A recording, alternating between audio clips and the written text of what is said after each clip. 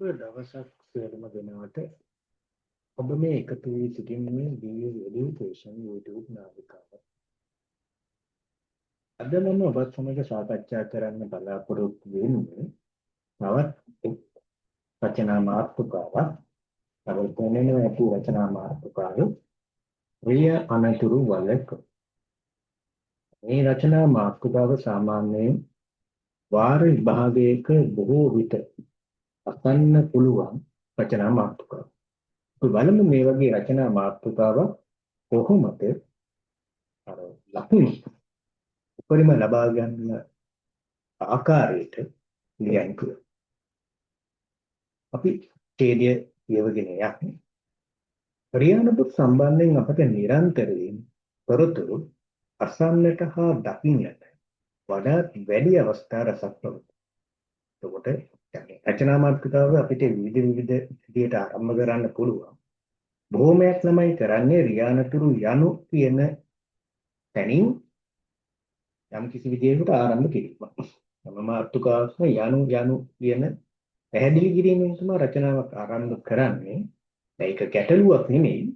නමුත් අපි අර ටිකක් වෙනස් විදිහකට මේ රචනා මාතෘකාව ආරම්භ කරනවා නම් අපට වැඩි ලකුණකට යන්න පුළුවන්. එහෙනම් මම ආරම්භ කළා සාමාන්‍යයෙන් මේක නිරන්තරයෙන් තොරතුරු අසන්නට දකින්නට. කියන්නේ අපිට මේ ක්‍රියානතුරු කියන එක ටිකක් නුහුරු මාතෘකාවක් නෙමෙයි හුරු මාතෘකාවක් විදිහට යන විදිහට මම රචනාව ආරම්භ කරා.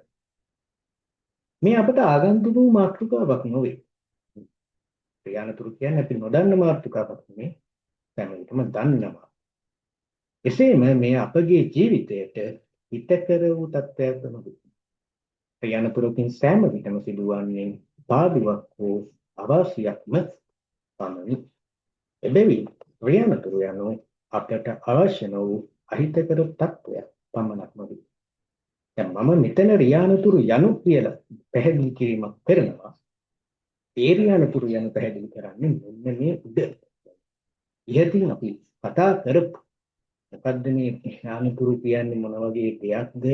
අර නිරතුරු අසන්න දකින්න ලැබෙනවා. අන්න ඒක තමයි මම රියානතුරු යනු කියලා පැහැදිලි කරන්නේ. සාමාන්‍ය රියානතුරුවක් සිදුවීමට කුමන හෝ ආකාරයෙන් වාහනයක බලය.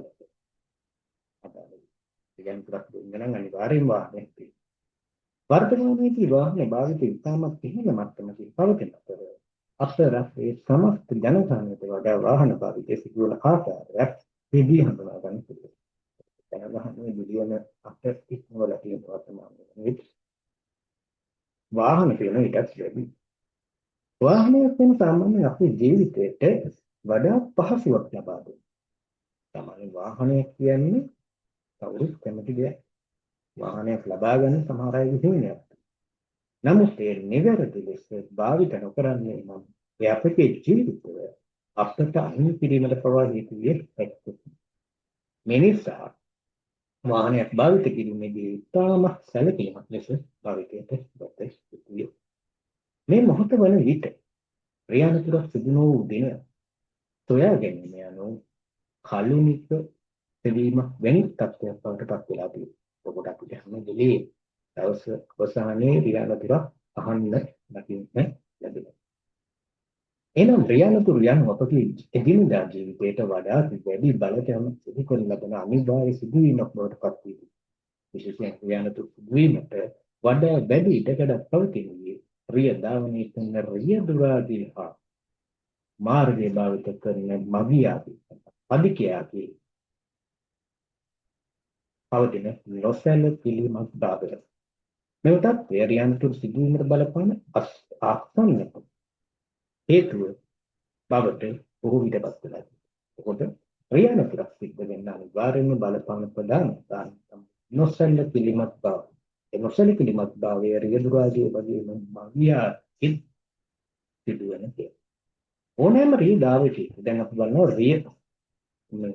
රියදුරා සතු වගකීම මොන පැත්තෙන්ද තියෙන්නේ කියලා. ඒක බලන්න ගන්න කොහොමද? ඕනෑම රියදාවකයේ විසින් මාර්ගය භාවිත කිරීමේදී නිශ්චිත පරිදි ප්‍රීති පිළිපැදීම අනිවාර්යයි. එදින මාර්ගයේ දක්වා ඇති නීති රීති පිළිබඳව වඩා හොඳ දැනුමක් තියෙන අවබෝධයක් ඇති යුතුයි. එසේම තම රථය මාර්ගය තුළ ගමනය කිරීමේදී නියමිත වේග සීමාවන්ට අනුගත වේ. මත්පැන් පානය කිරීමට ක්‍රියාදාමයෙන් නොසිරීම, පදිකයා පිළිබඳ අවධානයෙන් විපදවීම, මාර්ගය හරහා මාර්ගයෙන් සිදු ඉරි මතෙන් වේග සීමාවන්ට අනුගත වරියටදවීම, මාර්ගය තුළ සෙසු වාහනගත බාධාවක් නොවන ලෙස විපදවීම, තම වාහනයේ නිසි පරිදි නඩත්තු කිරීම ගැන දෑ පිළිබඳව වඩාත් විනයවත් රියදුරක විසින් අනුගමනය කළ යුතු කරුණකි. තුන් කරුණු ඉදිරිපත් කිරීම ඉතාම වැදගත් වෙනවා. කියන්නේ ඔබගේ රචනාව ලක්ෂණ වැඩි කර ගැනීම. ඒකට යම් යම් කරුණු ඉදිරිපත් කරද්දී ක්‍රමාදාල ඉදිරිපත් කරන්න. කරු ලක්ෂණ දාලා යටින් යට ලියන්නේ නැහැ රචනාවේ. ක්‍රමාදාල තමයි අදාළ කරුණු ඔබ ඉදිරිපත් කරන්නේ අවශ්‍ය වෙන්නේ. ඒ වගේම බලමුකෝ දැසිය දුරා ඒ පැත්තෙන් යද්දී මගියා සම්පදිකයන් පද කරන්න ඕන කියලා මේ විඥානතුරු වලට. ක්‍රියාදාමනය කළ රියදුරාස්සේන මාර්ගය භාවිත කරන පද්‍යයට මාර්ගය තුල නිවැරදි නීති රීති වලට අනුගතව මාර්ගය භාවිත කළ යුතුයි. විශේෂයෙන් මාර්ගය හරහා මාර්ගයේදී සුදු ඉරි පමණක් භාවිත කිරීම, මාර්ගය භාවිත කිරීමේදී දකුණු පසින් පමණක් ගමන් කිරීම. අපි යන්නේ දකුණු පසින් වාහන යන්නේ වම් පසින්. ශ්‍රී ලංකාව තුළ වෙන රටවල් වල මේ ක්‍රමය වෙනස් වෙනවා. දකුණ වම වෙනස් වෙනවා. මාර්ගයේ භාවිත කරන වාහන වලට අවහිර නොවන අයුරු මාර්ගයේ ගමන් කිරීම ගැන පිළිගන්නට වඩා විනයවත් පරිශීලනයෙන් අනුගමනය කළ යුතු කාර්යයක්. ක්‍රියාත්මක වලක්වා ගැනීමට රියදුරස්වීම පදිකයාව නම් දායකත්වය ලබා දෙනවා. ඒකට දැන් පැහැදිලි වෙනවා ක්‍රියාත්මක වලක්වා ගන්න දෙපාර්ශ්වයේම අවශ්‍ය වෙනවා. ඒකට හේතුව ක්‍රියාත්මක සෑමවිටම සිදුවන අයහපතවම කර ගැනීම සියලු දෙනාගේම යහපත ප්‍රතිගතයි. විශේෂයෙන් ශ්‍රී ලංකා පොලිසිය විසින් විවිධ නගරයන් පොස්ට් මෙරට රියානතුරු ආවරණය කර ගැනීමට වඩා දායකත්වයක් ලබා දෙන අතර අපේ වෙනුවෙන් ඔබේ යුතුයකම හා පරිපූර්ණ කිරීමට දායක විය යුතුයි.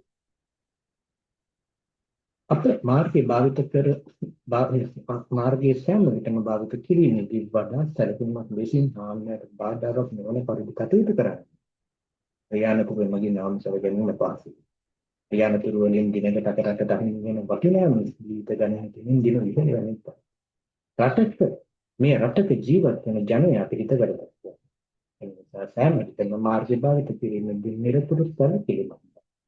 කලින් තිබ්බ ප්‍රශ්නේ තමයි සැලකිලිමත් බව. ඒ වෙනුවට අපි ගන්න ඕනේ සැලකිලිමත්. බාලේශක අවධානය යොමු කරමින් ක්‍රියාතුරු වලකා ගැනීම දායකත්වයට බවට අපිට අන්දස්තික පෙළගැසීමට බාධා බලයි. අදවන විට රියානතුරු කියන දේ තාම ප්‍රබල විදිහට අපිට බලපාන මොකද දවසේ හැම වෙලෙම රියානතුරු ගැන ඔබ දැනවත් ඒ වගේ සමහර විට පාරේ යන්න යම් කිසි විදිහක පුදුකාරයක් වෙන මොන වෙලේ මොන අනතුරකට මොන පාන්නේ වෙන තත්ත්වය අදගෙනත් රියානතුරු බලපාලා තියෙනවා. මෙවැනි මාතෘකාවක් ආවොත් ඔබට ඉතාම හොඳ අදහස් වලින් රචනා මාතෘකාව ලියන්න පුළුවන් කියලා මම උතරම ඉතින් ඊටම පහසු රචනා මාතෘකාව මේ ලියන්නතුරු කියන්නේ වගේ නිරතුරුවම ඔබගෙන් අසන විදාපේ. ඉතින් මේ රචනා මාතෘකාවක් හොඳට බලන්න අධ්‍යයනය කරන්න ඔබගේ අදහස් මේට වැඩිය හොඳ අදහස් ඔබ සතුව තියෙනවා. එතකොට මේ අදහස් අරගෙන ඔබ හොඳ රචනාවක් ලියන්න. ඒකට මේ මගේ රචනාවක් දායක කරගන්න කියලා ඉල්ලුම් කරනවා. හරි එහෙනම් අපි තවත් දවසක මෙවැනි වීඩියෝ එකකින් හමු වෙනවා. ඒ බෙටර් සුබ දවසක්.